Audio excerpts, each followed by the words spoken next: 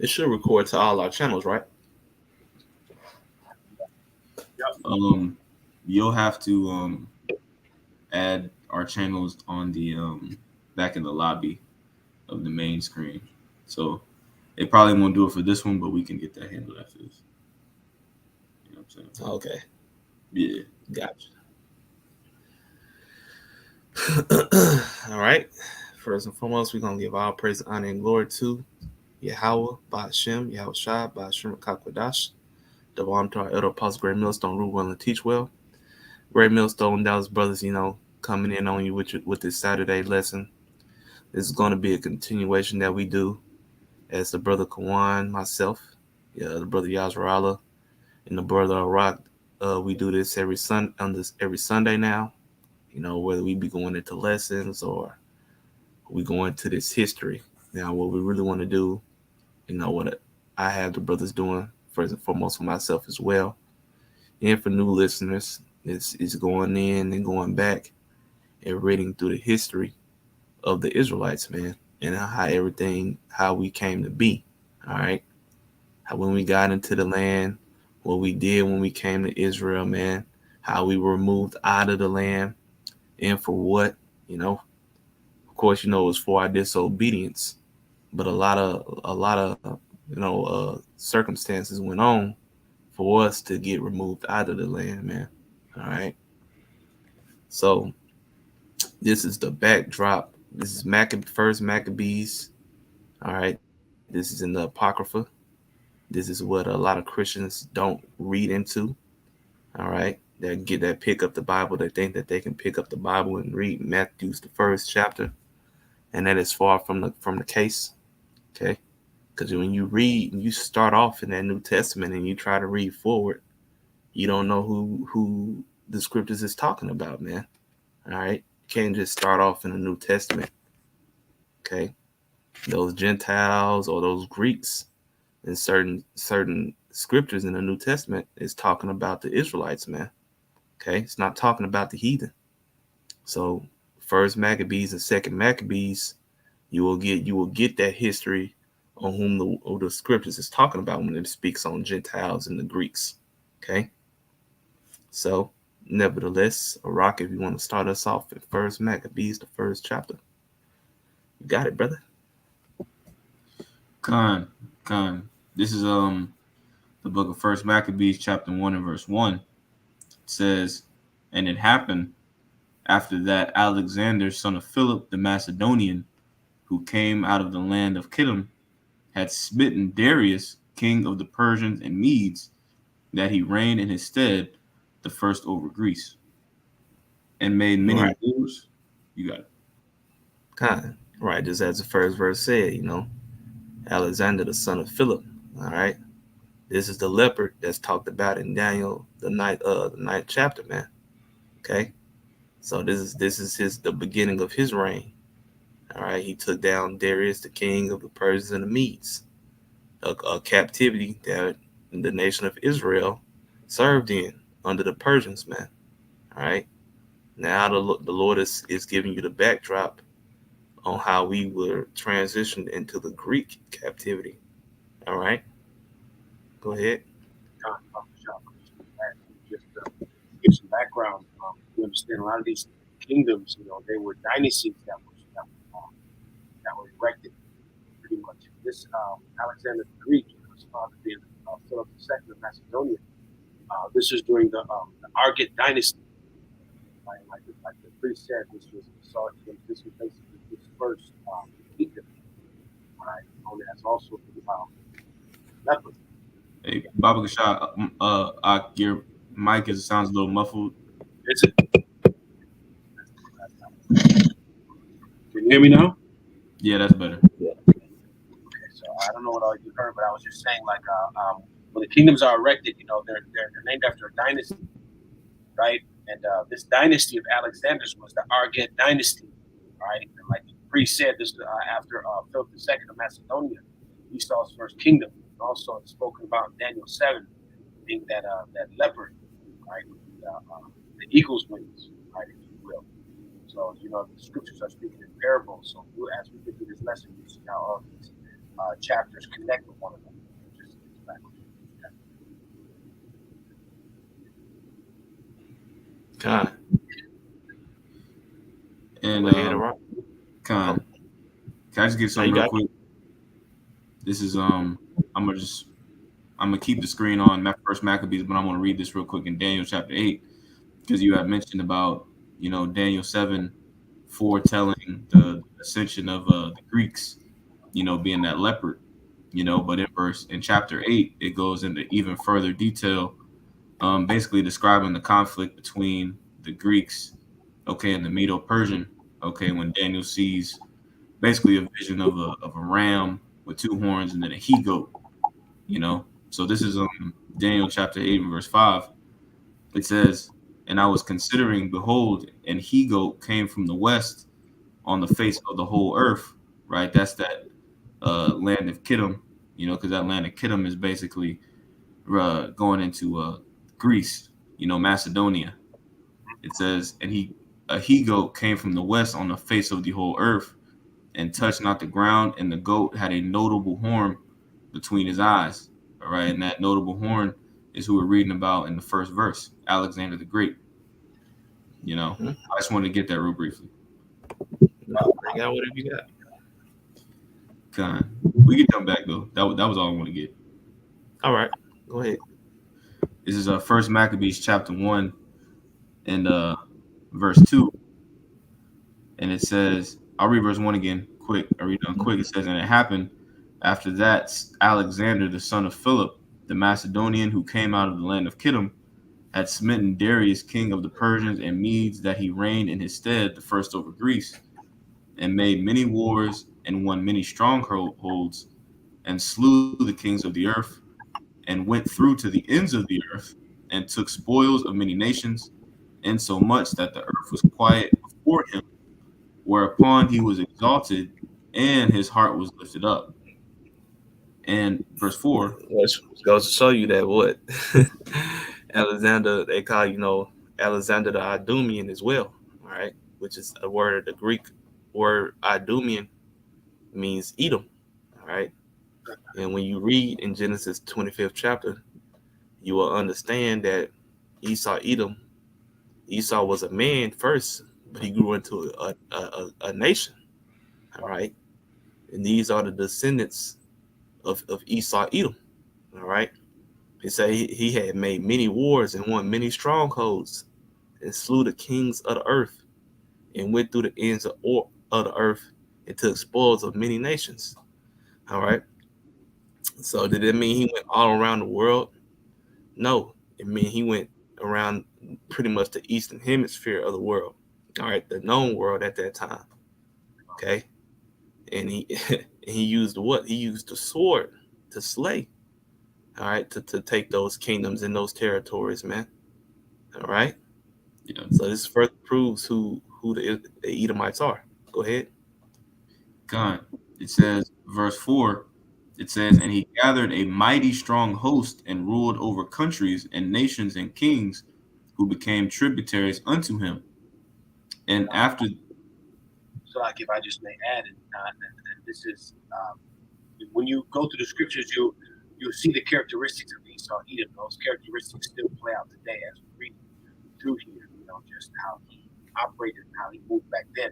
I think it was, if I'm not mistaken, Carl, was it like 12 years that he went throughout these kingdoms and ruled and did his thing. That's why the priest who brought up that Rocky brought up that Daniel 8. He said he touched not the ground as he walked because it was swift, it was quick. In a matter of 12 years, this man, I mean, single-handedly dismantled all of these kingdoms down at a very short amount of time, a short time span, right? And as you can see, those same characteristics are played out today, modern time, as Habakkuk lets it be known. Even at home, he's going throughout the same thing again.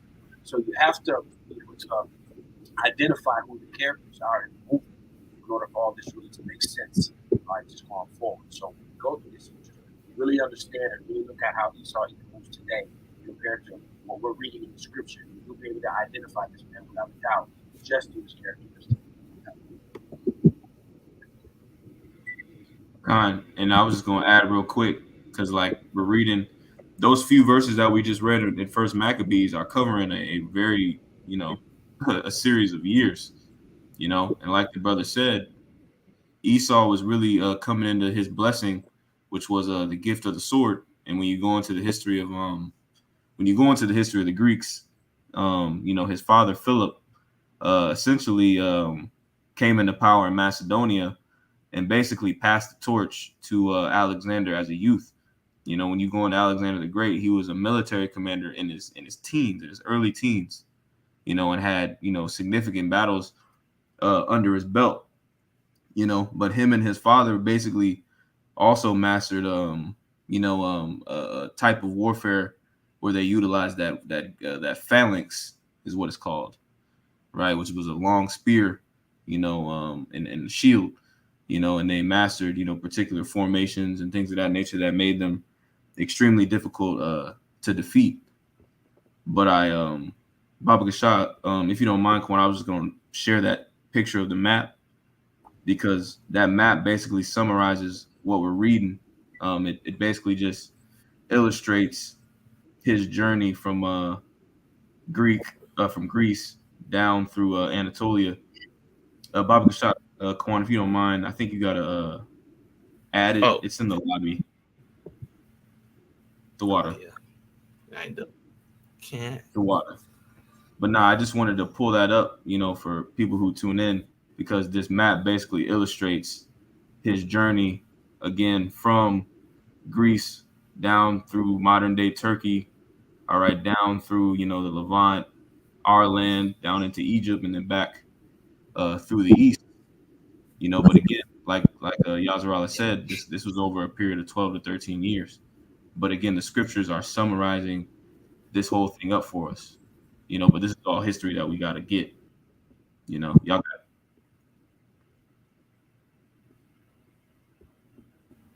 Beautiful.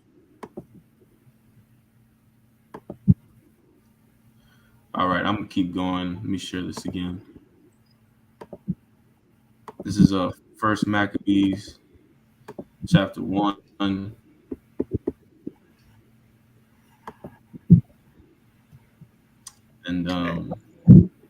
we're at verse. I'll read verse 4. Read down. It says, "And he gathered a mighty strong host and ruled over countries and nations and kings, who became tributaries unto him. And after these things he fell sick and perceived that he should die. Wherefore he called his servants, such as were honorable and had been brought up with him from his youth, and parted his kingdom among them while he was yet alive."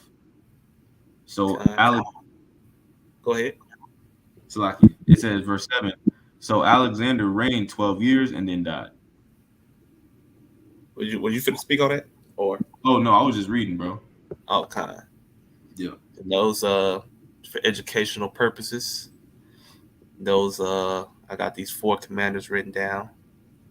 Is the four commanders are Cassandra, Ptolemy, Seleucus, and Elasamakis.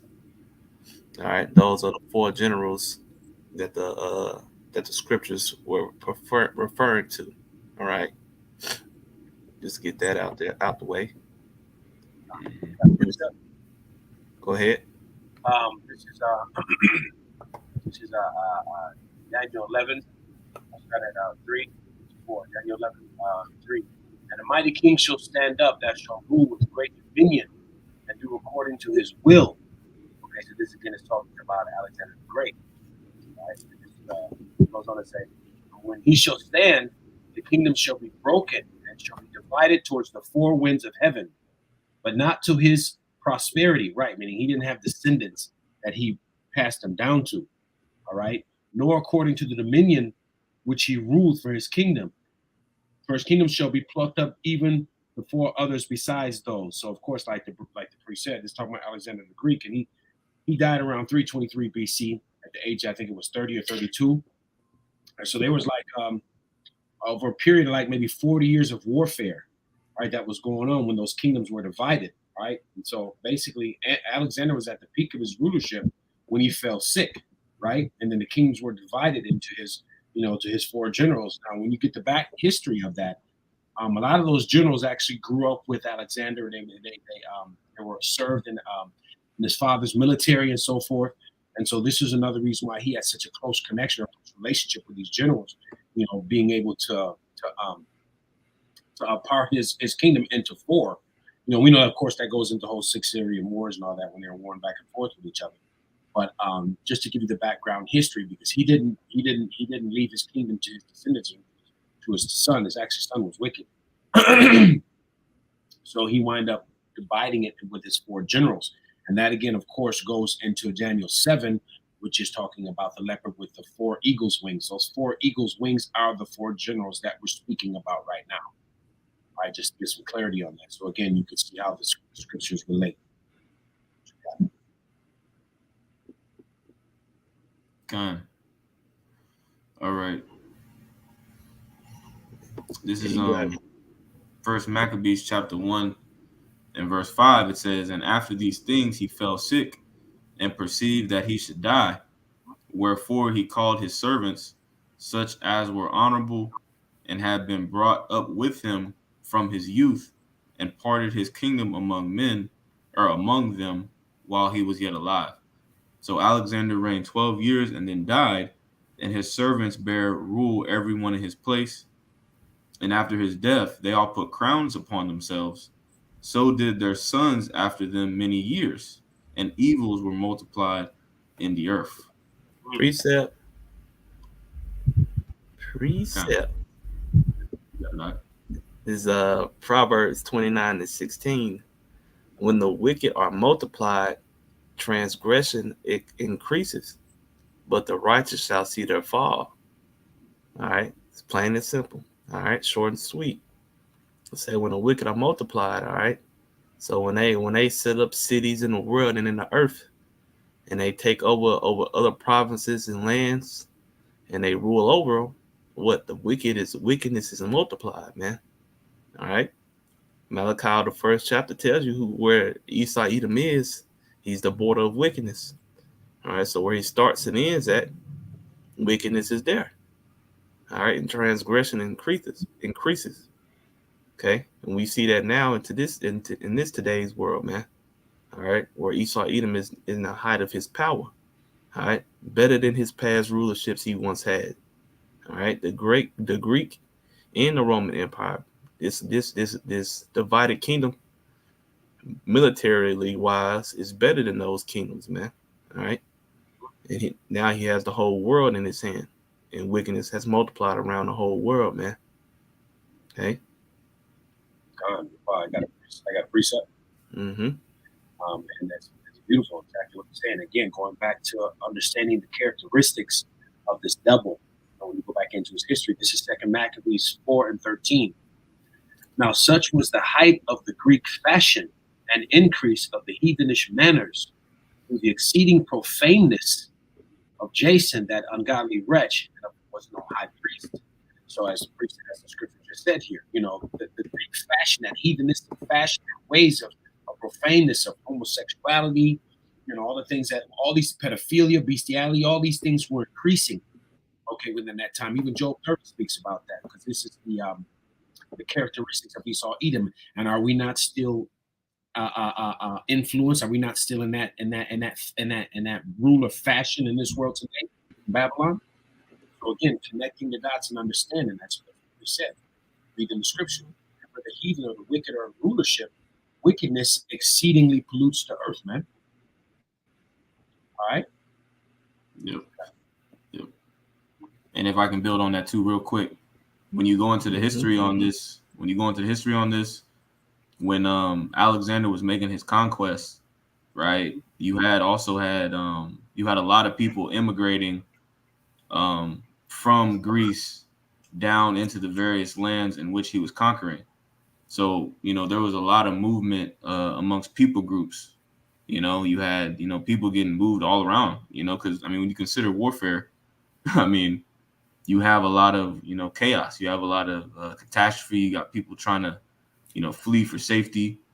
But on the back end, you had like Edomites, you had Greeks coming from from Macedon to inhabit a lot of these places that he conquered. You Mm, know, colonization really. You know, Con, when you exactly. go into it, you Yep. know, the same thing we see with America today. You know, America will come or go to a particular nation, it'll dominate and it'll set up a military base. You know, and a military base is basically like a small city. Is really what it is. Yeah. You know, and then you'll have soldiers. You know, impregnate the women. You know what I mean? In those lands, same thing was happening back then. You know, And that, if I may add, which it also led also to this, one of the main reasons why um, the Greek captivity was removed from the Bible. Right? So a lot of our people don't understand, because that's important history. What we're reading is the Apocrypha, like the priest brought out. The Apocrypha meaning the hidden, right? So those were the 14 books that was removed from the Bible by the Bible construction crew. I want to say around 1676. Okay, and it was done on purpose because with this, as we're reading, you see, we're talking about Alexander the Great. Okay, we're talking about, it goes on and talks about Ptolemy, right? Talks about Antiochus Epiphanes. These were real men in secular history, which takes away from the notion of the Bible being a fairy tale book. All yeah. right, it parallels his secular history. It's just written in parabolic form and similitude. Okay, so by removing that, also removing the Hellenization period when we lost our identity, which was very, very important. So as the priest said, as he brought they started that whole colonization. Okay, when Jake was sleeping with it, and pretty soon it became a melting pot, no different than America today. All right, I just wanted to add that. You got it. Con.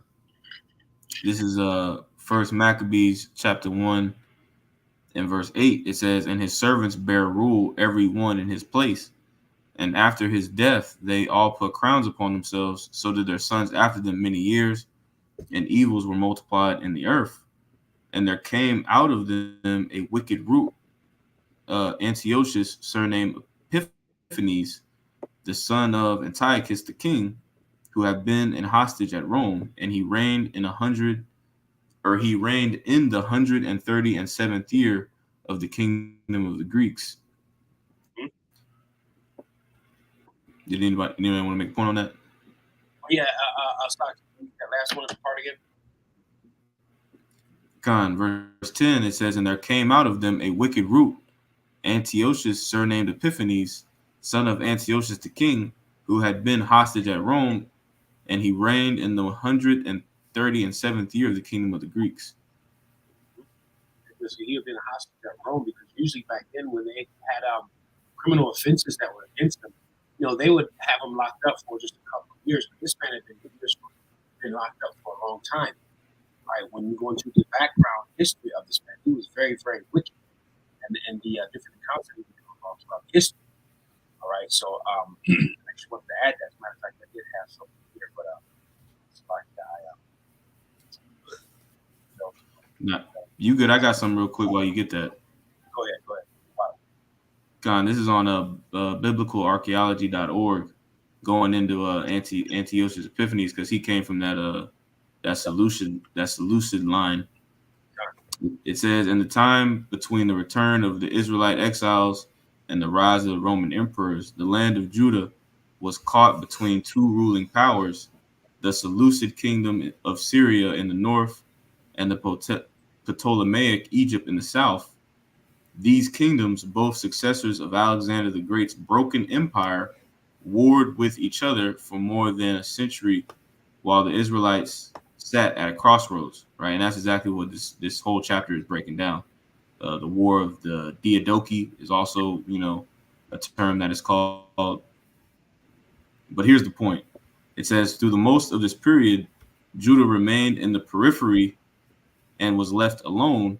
However, when Antiochus IV, talking about Antiochus Epiphanes, came to power in 170 BCE, the Israelites did not readily fit into the vision he had for his new empire, embracing a form of imperial colonialism. Antiochus sought to bring about a sense of cultural uniformity in the hope of creating more socioeconomic stability. This included embracing the Hellenistic way of life and the worship of the Greek pantheon, especially Zeus." And I just wanted to touch on that because this is the history that it's getting ready to document how the way of life completely took a 360 or 180 turn, upon the reigning of Antiochus Epiphanes. It was more than just we got conquered because we had been captives before, but the entire land as a whole had never been forced to completely change, their way of life. Uh, Mhm. So I'm gonna go back. Anybody have a point or anything? yeah, I was actually yeah, and I just wanted to touch on that because you had said that that's the Hellenistic period. And again, this is when we lost our identity. So this is why understanding this Greek captivity is so important. All right, when you really have the full understanding of the history, then you understand how we lost our way, right? And that's being repeated today because all we're essentially doing is reliving in a lot of ways the Hellenistic period all over again. Right, being here in Babylon the Great, calling ourselves Black, African American, but then Negro and everything else. So this is Second Maccabees 6. And not long after the king sent the old man to Antioch to compel the Jews to depart from their laws of their fathers and not live after the law of Yahweh Yahushua. Right, so they set out an actual decree where we couldn't call ourselves Jews anymore. And we were now you understand we were in that captivity. If I'm not mistaken, brothers, what they're like 150 years or plus years or 200 years, something like that. We were in that captivity, roughly, give or take. But it jumped down to 6 and it says, neither was it lawful for a man to keep Sabbath days or ancient feast days or profess himself at all to be a Jew.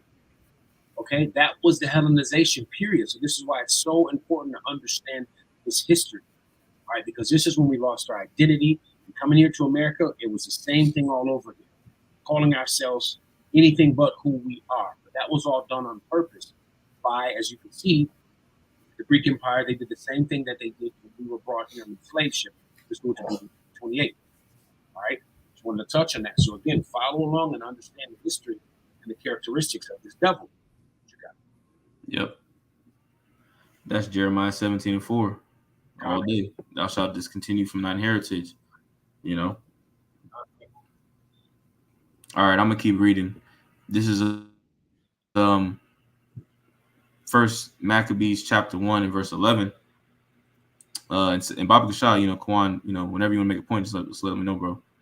Um, First Maccabees chapter 1 and verse 11, it says, "In those days went there out of Israel wicked men who persuaded many, saying, Let us go and make a covenant with the heathen that are round about us. For since we departed from them, we have had much sorrow. So this device pleased them well. Then certain of the people were so forward therein that they went to the king, who gave them license to do after the ordinances of the heathen. Whereupon they built a place of exercise And, at and it's Jerusalem." funny. It's funny, as verse 11 said, there went out of Israel wicked men. All right, and that's been a continual thing with our people. To go out to the heathen and make pacts with them and covenants with them. You know, but we are Yahweh Shem Shai's people, man. We ain't supposed to be making no covenants and pacts with the heathen. Okay. And then the verse 13 it says they who gave them license to do after the ordinance of the heathen. All right. So that's really Israel, the wicked of our people, putting the heathen above themselves, man. All right. When we the sons of the living power, we the sons of God, man. We shouldn't be putting these heathen on the same level as us or putting ourselves below them, man. That's a spit in the face to Yahweh Shem Shah, man. All right. It said a license. Okay. The scriptures also say the Lord didn't give no one a license to do sin, man. All right. And that's really talking about the nation of Israel, man. Hey. But as you can see, as we read on, that our people in this captivity was fucking tripping, man. All right. Go ahead. This is verse 14. It says, "Whereupon they built a place of exercise at Jerusalem, according to the customs of the heathen, Hmm. and made." Gymnasium. Mhm. All right, y'all don't know if you don't know the. I'm just speaking generally.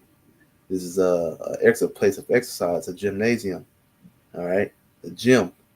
So that's the same thing that's here today. All right, to an extent, it is. It's a little. It's more PG-13 than it was rated R back then. You know. Now you go to the gym and you see motherfuckers half naked, not fully naked now. All right, wearing the tightest clothing, thinking they have to wear the tightest clothing to sweat. No, man.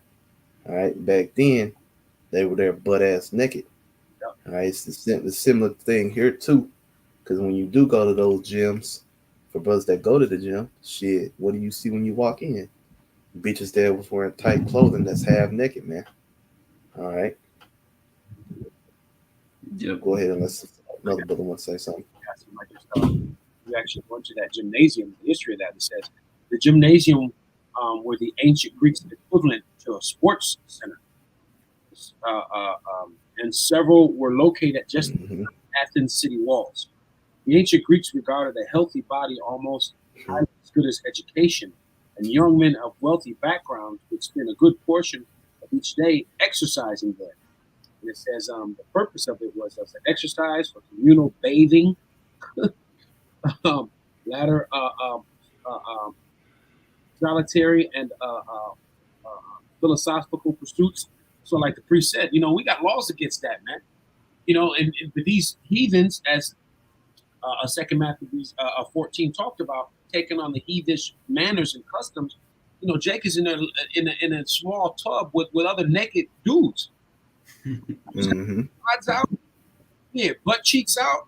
Tripping. That law Yeah. against that stuff, man. But that's in the Yes. it's like No, I'm just gonna say that yeah, it's the same shit. It's really still the same shit here. Because if you go, I've never been to a public gym. I said fuck that shit. I do that at the house. But it's no thing against brothers that go, But I would suggest that a brother go there, exercise, and go to those bathrooms, man. All right, don't go to Yep. those bathrooms where them niggas going in there and they're showering together, man, because they do that shit, man. You gonna walk in there, you gonna see somebody's fucking Yep. ride. All right. yep, yep. And even if you go to like maybe Yep. down the market, they had this thing called Turkish bathhouse. Like you can go in there, spend a certain amount of money. You go in there and you can eat food and go in there and you get in these tubs and like you said, you're in there with other dudes with their rods out, man. And then you go to these little rooms and they can lay you on tables and take these leaves or whatever with sticks and they would hit you all over your body. You'd be asshole naked. Excuse my French. Dude in there hitting on you. It was just Mm-hmm. it's wickedness, man. But these are the heathen. Mm-hmm. All this stuff is contrary to the laws that the Heavenly Father gave us. That's total wickedness, and that's where homosexuality can breed there, man. Yep. Mm-hmm. Yep. All Yeah, right. I'm gonna keep reading. And I was just gonna say that word gymnasium, when you break it down, it means to exercise naked. That's literally what it means. that's right. That's what I was Yeah. about it. All right, this is First Maccabees chapter 1 and verse 15. It says, "And made themselves uncircumcised and forsook the holy covenant and joined themselves to the heathen and were sold to do mischief. Now when the kingdom was established before Antiochus, he thought to reign over Egypt, that he might have the dominion of two realms. Wherefore he entered into Egypt with a great multitude, with chariots and elephants and horsemen and a great navy, and made war against Ptolemy king of Egypt. But Ptolemy was afraid of him and fled, and many were wounded to death. Thus they got strong cities in the land of Egypt, and he took the spoils thereof. And after that Antiochus had smitten Egypt, he returned again in the 103rd year, or Slakia, in the 143rd year, and went up against Israel and Jerusalem with a great multitude, and entered proudly into the sanctuary, and took away the golden altar, and the candlesticks of light, and all the vessels thereof, and the table of showbread, and the pouring vessels, and the vials, and the censers of gold, and the veil, and the crown, and the golden ornaments that were before the temple, all which he pulled off. He He took went through and he ransacked the temple, man. Oh man, this is what was happening, man. This is the the breakdown of what was happening during the Greco-Roman Empire, man. Well, the Greek Empire. Okay, Antiochus was was a sword of Yahweh Shemel Shai, man, because Jake was doing wickedly. Okay, the Lord rose him up to do what he's going to do to Israel, man. Go ahead. I got a precept real quick. And as you go through this, you also notice that a lot of this will parallel Daniel 11 chapter. This is Daniel 11 and 8. And shall also carry captives into Egypt, their gods and their princes, and with their precious vessels of silver and gold, they shall continue more years than the kings of the north. All right, so that's going in basically, like I said, this man basically went in there and he pillaged. Okay, does not Habakkuk say that he coveted fields by violence, right? Mm-hmm. So again, understanding the characteristics of this man from ancient times all the way up to today, doing the same thing, taking heavenly fathers, taking the vessels, gold, the children of Israel, taking us captive, conquering that land, and you have to understand that's why Jerusalem is so important. All right, because that's where the administrative office is going to be on the planet Earth, and these heathens know that. So there's no secret why them small heads is over there now because they know that's the point, the checkpoint place in the earth for rulership. And all throughout the scriptures, everyone's always really been fighting over our land. So just to make that point clear. Yep, that's like the equivalent of you know how they make those movies about Washington D.C. getting ran like blown up, you know what I'm saying, or invaded. Yep. It's symbolic. It's a devastating, you know, once you destroy a nation's capital, because that's what Jerusalem is to us. Yep. It's the capital city. You know, really, that's like a statement that you're making. You know what I mean? It's bigger than just the physical destruction of it. It's a moral. It's demoralizing. Yeah. You know. Yeah. But all right, I'm It's gonna like keep reading. I own you now, type shit. Con. Yep. Go ahead. Con. This is First Maccabees chapter 1 and verse 23. It says, "He took also the silver and gold and the precious vessels. Also he took the hidden treasures which he found. Mm. And when he had taken all away, he went into his own land, having made a great massacre and spoken very proudly." Verse 25, "Therefore there was great mourning in Israel, and in every place where they were, so that the princes and elders mourned, the virgins and the young men were made feeble, and the beauty of woman was changed. Every bridegroom took up lamentation, and she that sat in the marriage chamber was in heaviness. The land also was moved for the inhabitants thereof, and all the house of Jacob was covered with confusion." Verse 29,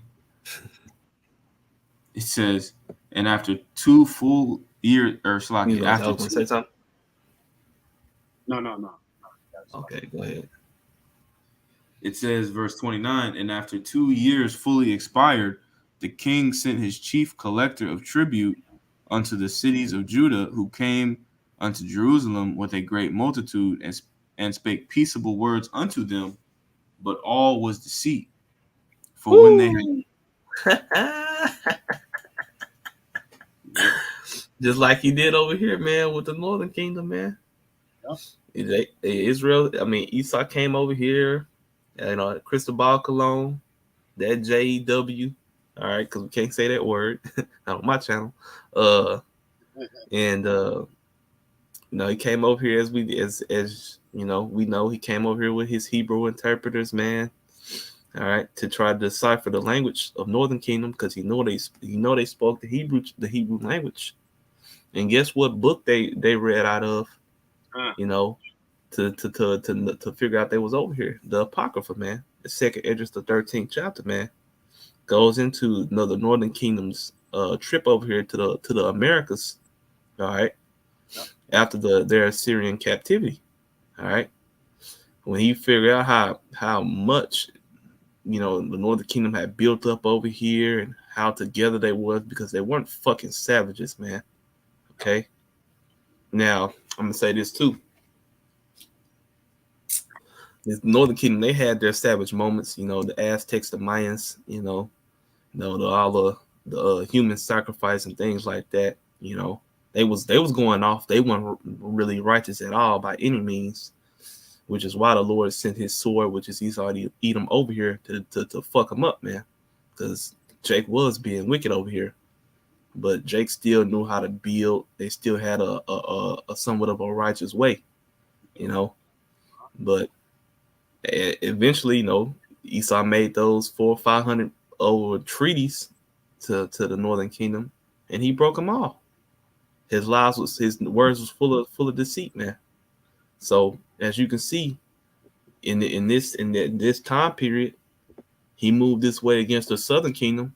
In this time period that we're in right now, a few hundred odd years ago, he moved the same way against the Northern Kingdom, man. Okay, so this is how you know this is the same man. Go ahead, if y'all want to say something, or you know,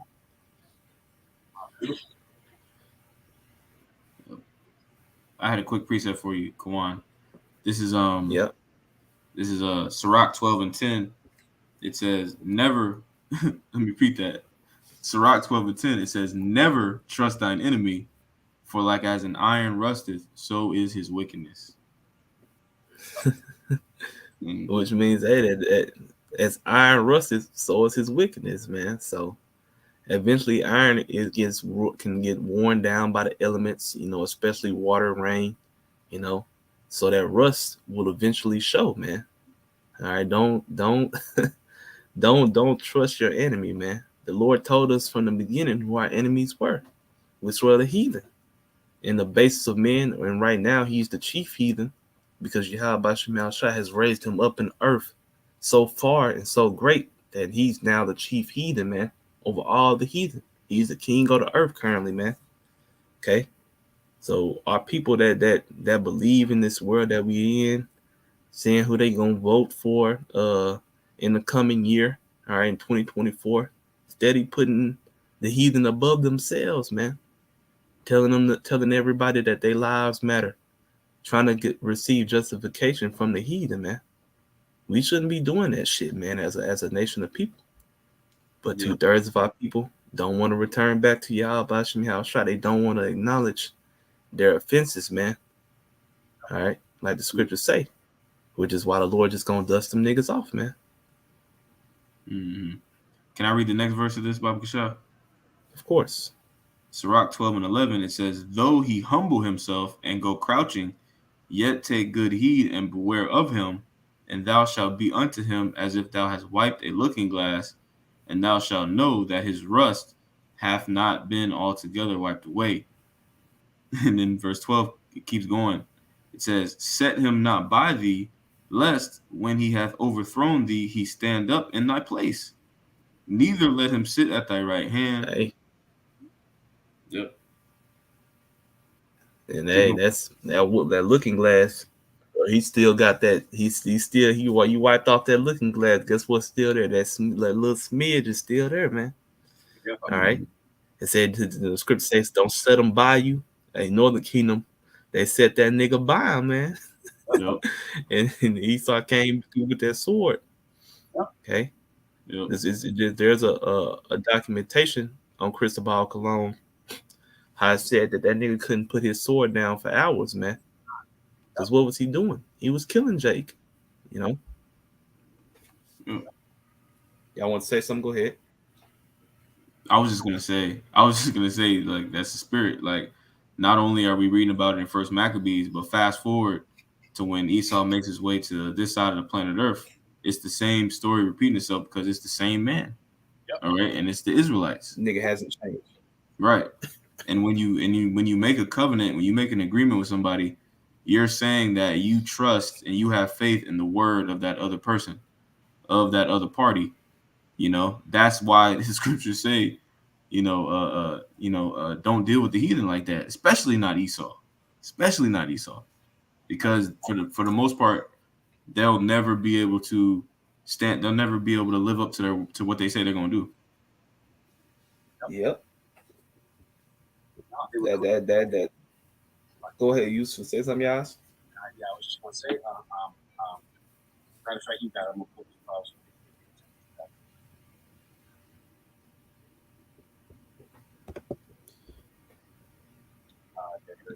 What'd you say, Yasrala? You good? Yeah. I was gonna pull the scripture. What is the scripture? Roughly paraphrasing, the wicked are astray from the womb. They go away as soon as they be born, speaking lies.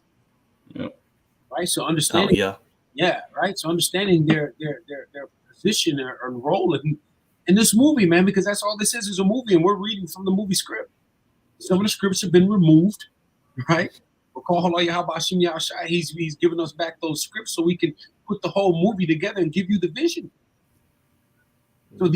these people are, and being befriending them and being cool with them and all that. What as the scripture says, though they be joined hand in hand, the wicked shall not go unpunished. You got cool, you my friends you may work with, but at the end of the day, these people are created to be the wicked. And when this thing kicks off out here, believe me, all of these nations and nationalities, they're gonna all fall back to their own people. So you joined in with you nigga women that got these Edomite boyfriends and so forth and so on.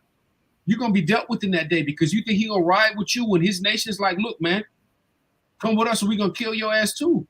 That's what we're gonna boil down to. So you have to understand, man, who these people are. Look at them through the spirit, not their damn smiles and kindness and shit. You got it. God, you got it right.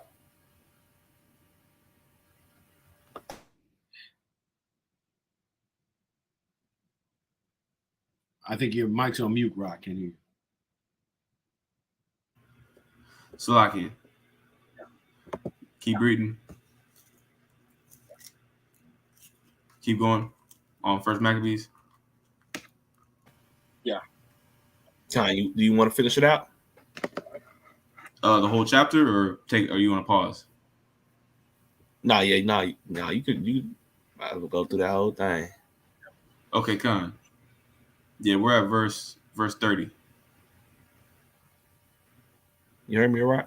So First Maccabees chapter 1 and verse 30. No, Salaki.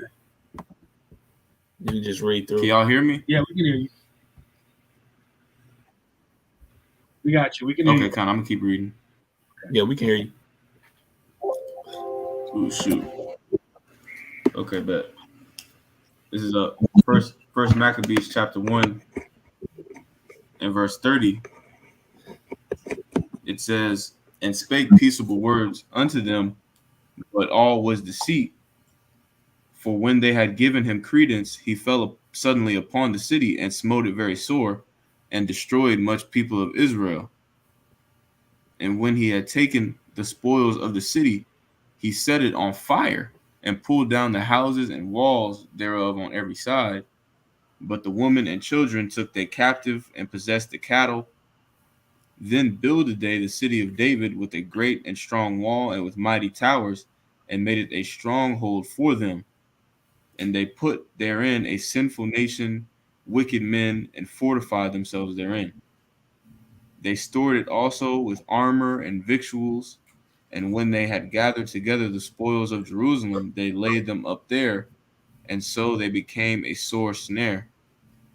For it was a place to lie in wait against the sanctuary, and an evil adversary to Israel. Thus they shed innocent blood on every side of the sanctuary and defiled it, insomuch that the inhabitants of Jerusalem fled because of them, whereupon the city was made an habitation of strangers, and became strange to those that were born in her, and her own children left her. Precept. Matter of fact, this is Luke 21 and 24. So understanding, like we said, everything repeats itself, right? So this is Luke 21 and 24, and it reads, sword about Israel, about us, and they shall fall by the edge of the sword and shall be led away captive into all nations, and Jerusalem shall be trodden down of the Gentiles, until the time of the Gentiles be fulfilled. You see? So that's why the scriptures also say a bastard shall dwell in Ashdod. And we know through the scriptures that Esau is that bastard. Okay? So them being in our holy land right now, trotting it down. All right. So again, going back to Ecclesiastes 1, that everything repeats itself, man. So you see and you have an understanding that our land has been the focal point of the choicest land on the planet that all of the nations have fought over to try and gain rulership and gain control over. And that has not changed to this very day. From the 1948 is the small hats over there right now, trotting down the land until what? The time of the Gentiles be fulfilled. So this is why having this understanding is important, because we're coming into the fulfillment of Esau's wickedness when the kingdom shall be set up. And you know that when you go to Daniel 7, and it talks about the 4 kingdoms, okay? And that last kingdom that comes out of the Roman Empire, which is that little horn, is America. And we're traveling through that short spaces pursuant to Revelations 20 and 3, that little season before all this thing is over. And then what does it say? I beheld until the thrones were cast down, right? And the Ancient of Days did sit, letting you know this is the last kingdom, okay? And this is the fulfillment of the Gentiles in our land and in rulership before the kingdom is established. But understand, this has been an ongoing thing all throughout history. All right, I just want to add that. You got it, brother.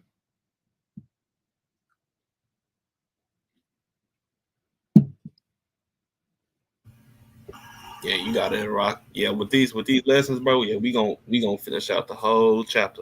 No matter how long it is, because if we try to have this, we'll never finish it, bro. Like I said, it's just we just really we speaking on certain points, and that's what we gonna continue to do.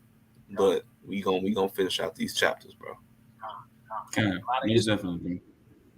It's important. It's important Jake understand that's a lot of history. This Greek captivity was removed, and as we get into this thing, I brought this out. You'll see the reason. You really have a true understanding on why this history is so important. Hey, the Apostle Bar steady saying that you gotta understand the history to understand the mysteries, baby. Let's go. Good. Well, if you want to, I could switch over. I think we were going to do 20 and 20. I can start reading on you. If you good, Rocky. Kanye, you got it, guys. Okay, Con, where were we at? I think we were 39. 39, Con. 39. Yeah. He said 39. You got it. You gonna share your screen? No, I was actually going to read it off. You know what? I got it right here on my pad right here. Also got in the GNT too. Woo! It goes in.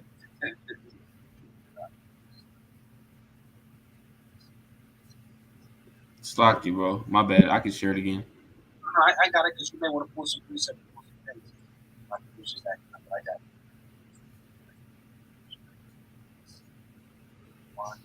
What would you say here? 35? 39. 39. That's right. This is First Maccabees 1 and 39. And her sanctuary was laid waste like a wilderness.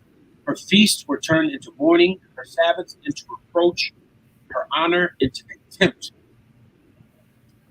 As had been her glory, so was her dishonor increased, and her excellency was turned into mourning. Moreover, King Antiochus wrote to his whole kingdom that they should all be one people. Okay.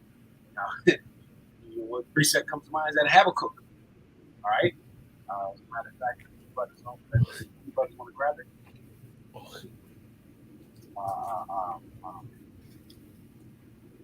More people on Come on, did you hit the share on the screen thing? Yeah. Yours, right? I got yours up.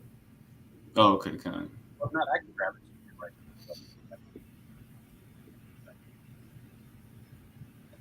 Let's see. Let's see. I think I can. All right, so this is Habakkuk 2 and 4. Yeah, also because he transgresseth by wine, for he is a proud man, neither keepeth at home. So you're understanding the connection.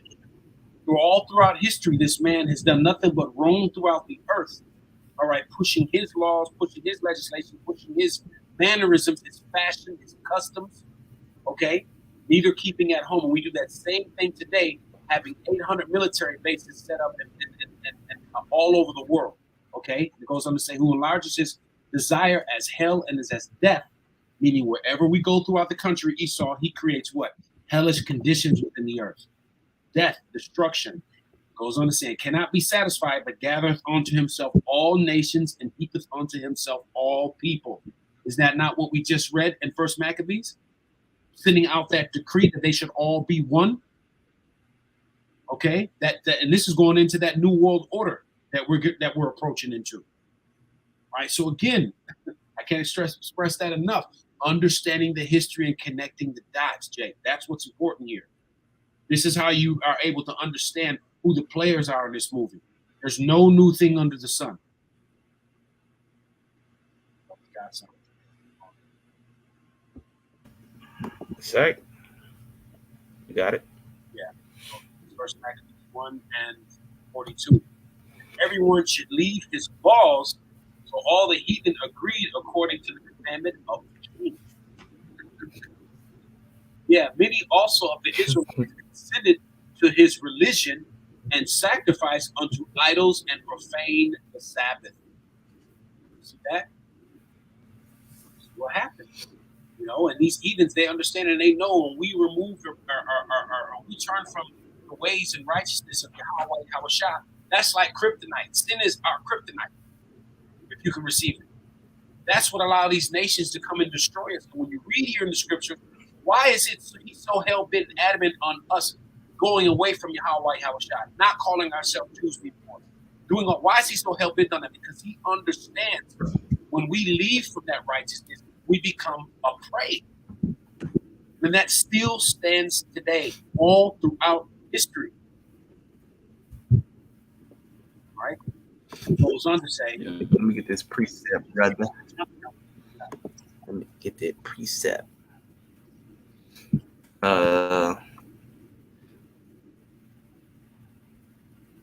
Let's see. This is Judas 5 and 17. This is what happens. It's like what the brother Yahshua was going into. When the Lord Yahweh Shemel Shah is with us, we're good. When we sin against him, we fucked. All right. Judas 5 and 17. yes, sir. Wallace they sinned not before their power, they prospered, because that the Most High that hated iniquity was with them.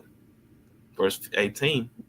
But when they departed from the way which he appointed them, the law, statutes, commandments, which is what Antiochus was trying to get us away from. All right, which is why he went there and ransacked the temple, man, because that was our way to commune with Yahweh Shem Shai. All right, 18 again in Judah, the 5th chapter. But when they departed from the way which he appointed them, they were destroyed in many battles, very sore, and were led captives into a land that was not theirs, and the temple of their God was cast to the ground, and their cities were taken by the enemies, which are the heathen, man. So that's a clear cut breakdown of scripture, man. What would happen to us when the Heavenly Father and the Son weren't with us, man? Would be easily overtaken by the heathen, man. Even though we're the greatest nation on the earth, but we're not so fucking great. All right, if Yahweh Shem Shai is not with us, man. You know, as you can see right now, at the position that we're in today, we at the lowest of the totem pole out of all 18 nations, man. We're at the foot instead of the head. You know, but that's what happens when we continually sin against our power, man. The Lord puts us at the bottom. You know, you got it, guys. Yeah, no, that's beautiful. And that's why having an understanding, because what did the church preach? That the laws are done away with? No. Okay, the laws are perfect. And that's why because Christians don't read. If you actually took the time to actually go through the laws and read them, man, they're the most beautiful things you ever read. You read when you have understanding. You the spirit should be like, man, that's the kind of world I want to live in. You don't have to worry about shit getting stolen. You don't have to worry about people being wicked. The first thing Jake starts thinking about when it comes to the laws is what he can't eat. Okay, so that's why Yahweh Shai say, "I have not to come to do away with the law, but what to fulfill it, because we can't fulfill it perfectly. But the scriptures let us know that we must rehearse the righteous acts.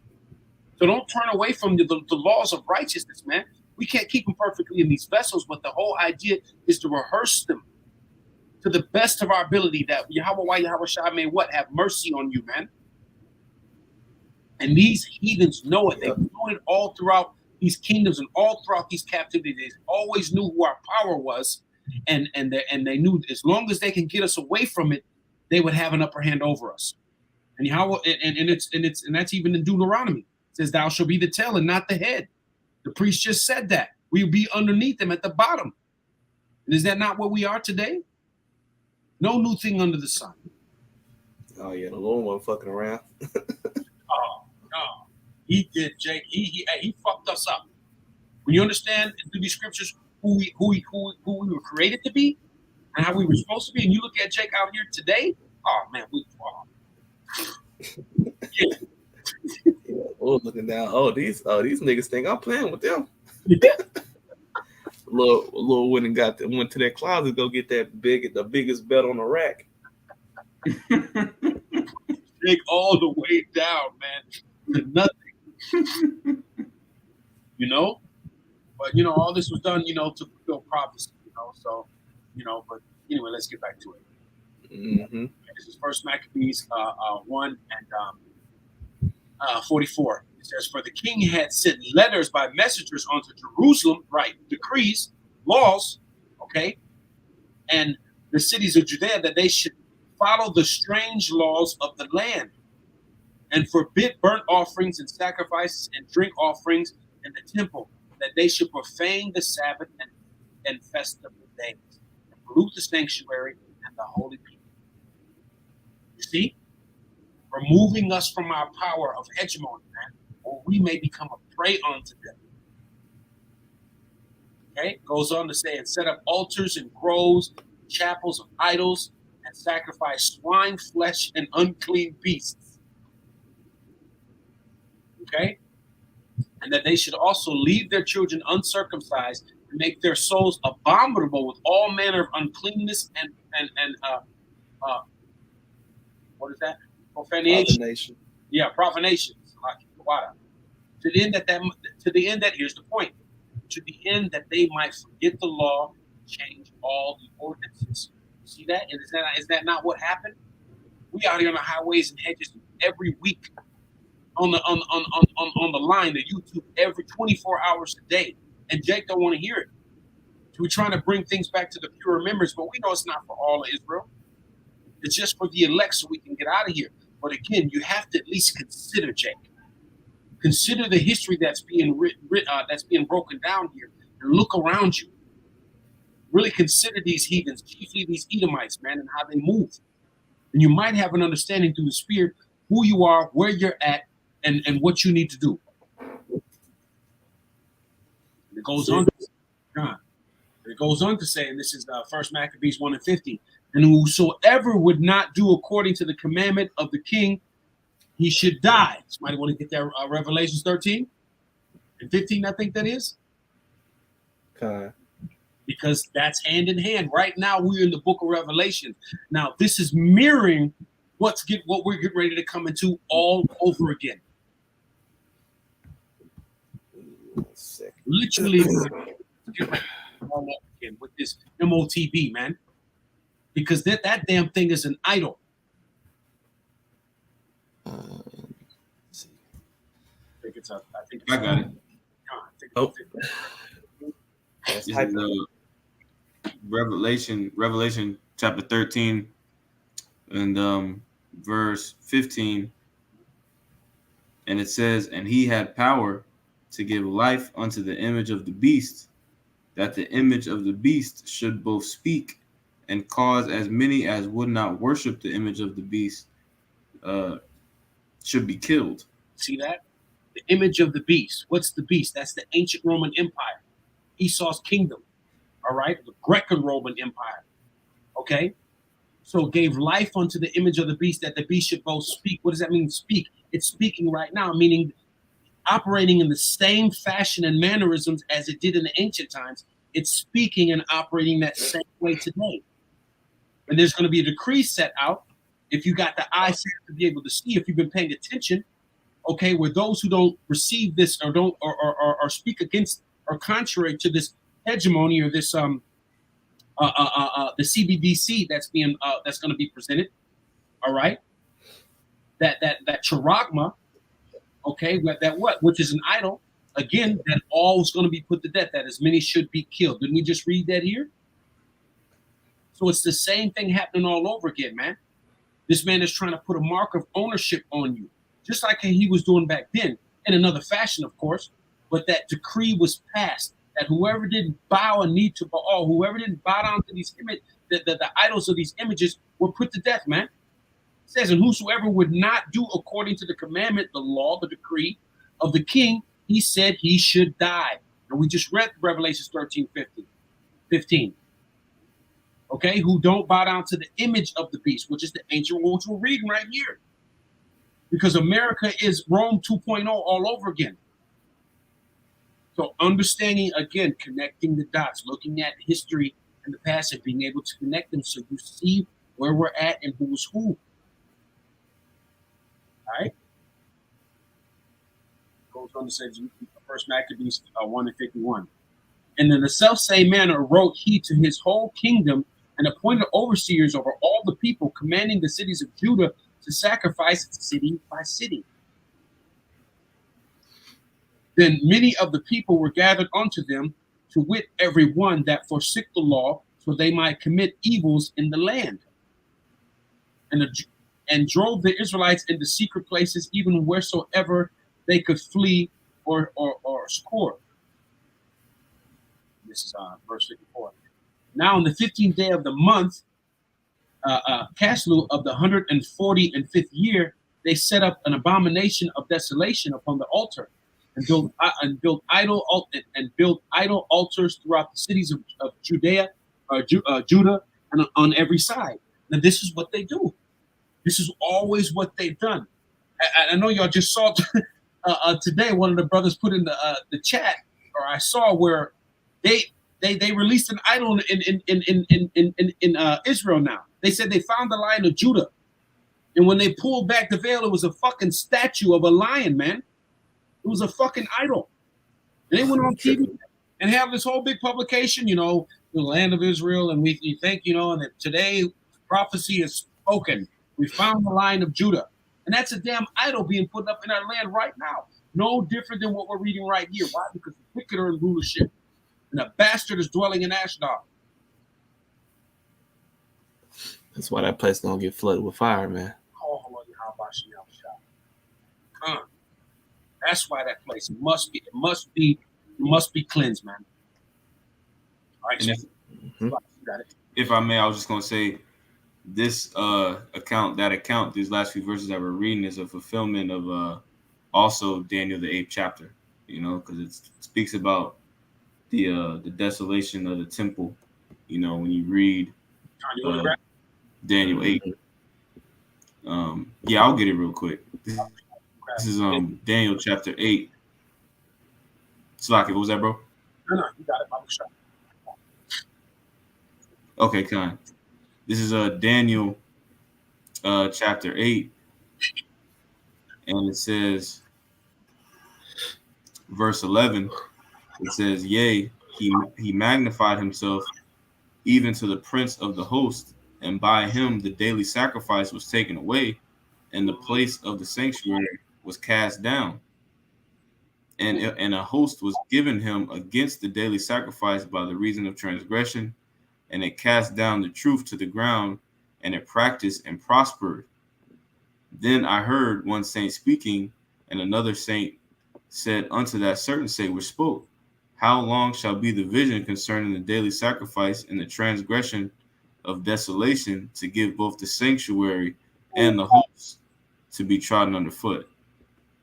So again, the abomination, that the desolation, I forget how they word it, the Christian church, but they like to say that this is an event that's going to take place when the Antichrist comes onto the scene and goes to Jerusalem. You know what I mean? And the reason they don't know That's that, not scriptural. exactly, the reason that why they come up with these diverse, these crazy ass doctrines is because they don't go into the history. This already took place. Right. Yep. That antichrist. The Christian churches don't know that the mystery of iniquity is already working. Mm-hmm. Or that he's been here. We're reading about him. He's been here all through since the very beginning. The only difference is he's just now being what in the book of Revelations, which we're at the end, he's being what? Revealed now. Finally. Yeah, the five precept.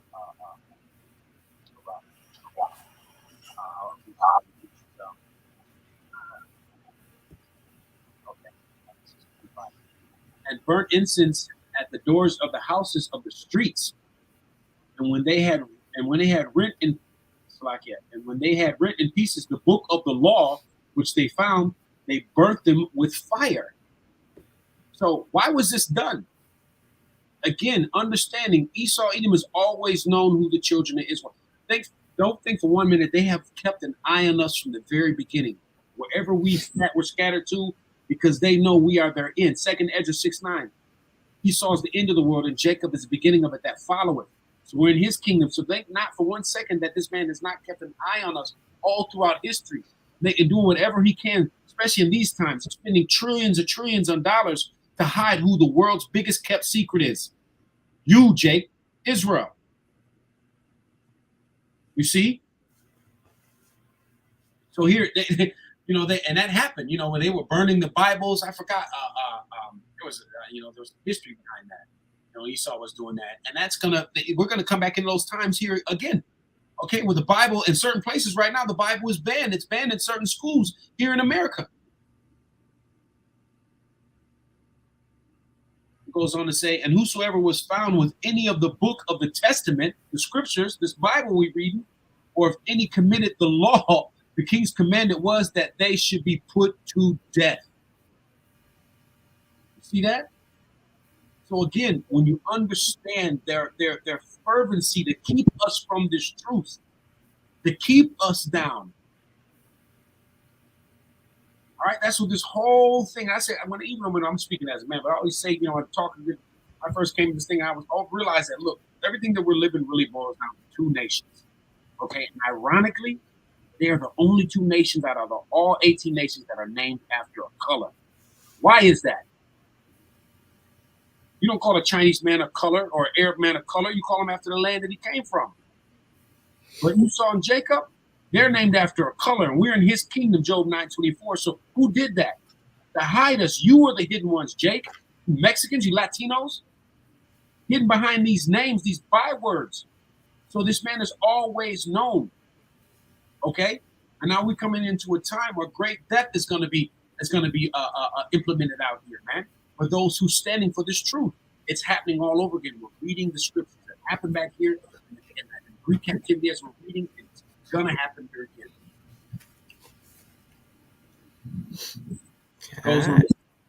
Goes on to say 58. Thus did they, by their authority unto the Israelites every month, to as many as were found in the cities. Right. So they did at will. There's many they found in the city. Jake, you somewhere you read the scriptures, or you were honoring the Sabbath day, your ass is put to death.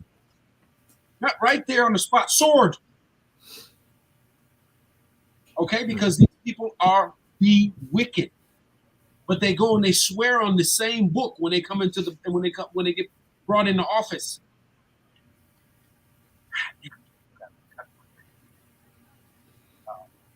Verse 59. Now 5 in the 20th day of the month they did sacrifice upon the idol altar, which was upon the altar of Yahweh, Yahweh Shah, our power. At which time, according to the commandments, they put to death certain women that had caused their children to be circumcised. You see that? So certain women that were trying to live righteously, okay, and do what the Lord commanded, the wicked put them to death. Isn't that the same thing that's happening today? and they hanged the infants by their necks, and rifled their houses and that had that had circumcised them. You see that? And what scriptures did that bring to mind? Matter of fact, I'm gonna pull it right now. This is Psalms 137:9 goes on to say, "Happy shall he be that taketh and dashes thy little ones against the stones." You ain't heard that in church, because the Bible gives an account all throughout history of what these people have done. So this is recompense. Happy shall he be. Who? Jake? Because we just read what these people were doing here to us. They hang our infants by their necks, rifled their houses, and slew them that have circumcised them. So it's payback. It's recompense time. That's what we're coming into. 62. Howbeit many in Israel were fully resolved and confirmed in themselves not to eat any unclean thing. Who is that representative of? Who's that symbolic of? The elect. I brought this out. We're part of that number that are not going to transgress the Lord's laws, man, and stand firm in Yahweh Shah. So they were the same spirits back then doing the same thing that said, fuck you. Goes on to say, wherefore the rather to die, that they might not be defiled with the meats, and that they might not profane the holy covenant, so they died. Now, Jacob get mad at your ass because you could, if you say anything about having some damn pork. See how far gone you niggas are? So our ancestors. Yeah, Jake was living. Jake was dying about that shit, man. Yeah, that shit ain't no game. No, Jake understood. He was about it. He was about it. And they were very great wrath upon Israel. Okay, and that's happening again. What? Revelation 12:12 talks about that. Matter of fact, you want to bring that out? Yeah. Because these are the times we're coming into again. That's sick.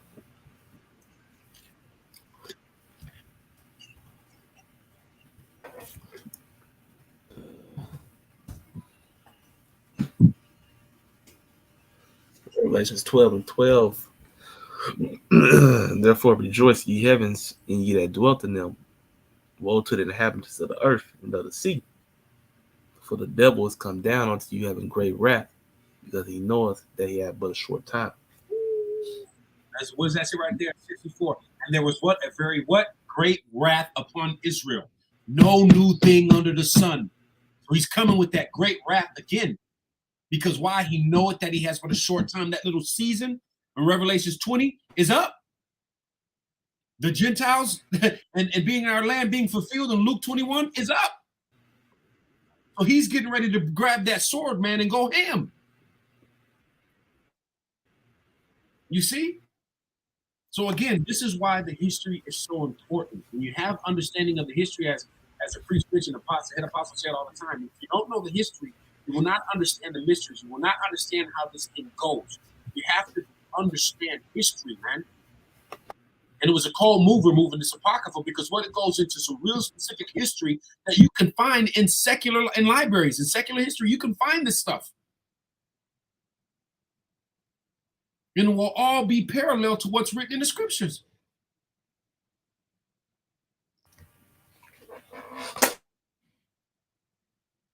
You see? So, Yep, indeed. Everything that's in these scriptures, especially the Apocrypha, and the whole scriptures, of course, it can be found in libraries, man. It can be lined up with secular history. The scripture's not lying to you, man. That's why Esau went out. You can go on YouTube. You can look at those documentaries of him going to the Red Sea, going under there, looking to see if he can find the Egyptians' old chariots that the Lord drowned. He can go to Turkey. He can find the Ark. He can go Sodom and Gomorrah. He can find that the ground there is, which Esau his whole ass talking about, is 99.6% sulfur. No, nigga, it's 100% sulfur, bro. All right. He can go to those places and where the scriptures say the Lord did mighty acts. Mhm. And you can research them and you'll find that hey, the scriptures were indeed true. You know, the Lord's mark in the earth is still here, man. Okay. I got a precept at that. And this is Psalm 64 and 6. He says, they search out iniquities, they accomplish a diligent search. Their inward thought of every one of them, and their heart is deep. You got it, priest. God. So that's Esau, man.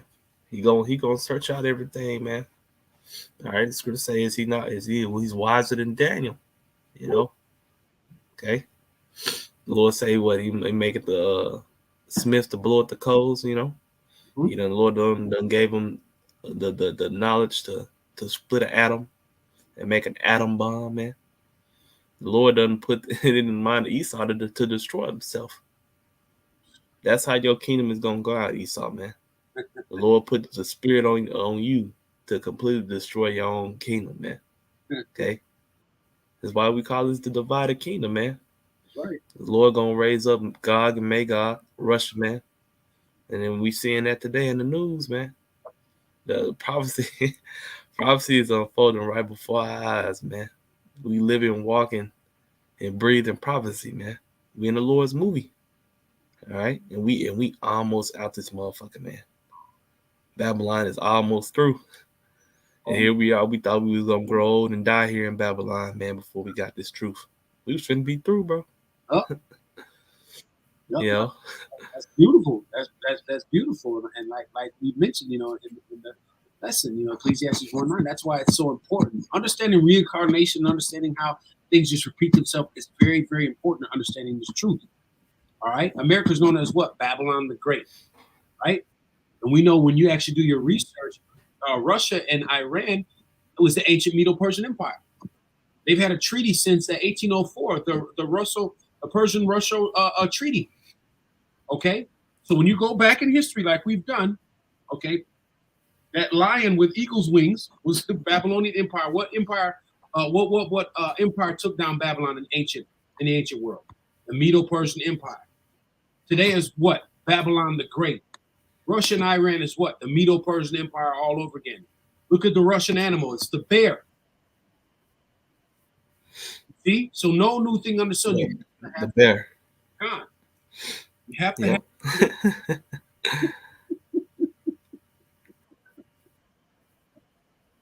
Hey, hey, that's it's written plain on tables, man. And like it's not for everybody. Scriptures say, Matthew 10:27 was one of my favorite scriptures. He said, "What I tell you, God. what I tell you in darkness, speak to them in daylight." Mean it's not for everybody. Darkness meaning the dark sayings and the dark parables, hidden parables within these scriptures that you need the spirit of the Lord to be upon you, the Mm, teachers, right? That you'll be able to expound on these things and bring them what? To bring them to light. Because these things these scriptures are the light, man. They show us the way, the pathway back to righteousness in this that's dark it. and wicked ass adulterous generation we're in right now. Hmm. So, like, All right. That's that's it for first Maccabees first chapter reading lesson, man. Lord willing, we'll link up next Sunday and we'll do the second chapter, man. But but that's it for us for the day, brothers. I'll close us. I'll just close us out. Y'all don't have to repeat because this stream likes to lag. But give all praise, honor, and glory to Yahweh, Ba'ashem, Yahweh Shai, Ba'ashem Rakakwadash. Double honor to our elder apostle, Millstone, rule and to teach well. Shalom. On to the next one.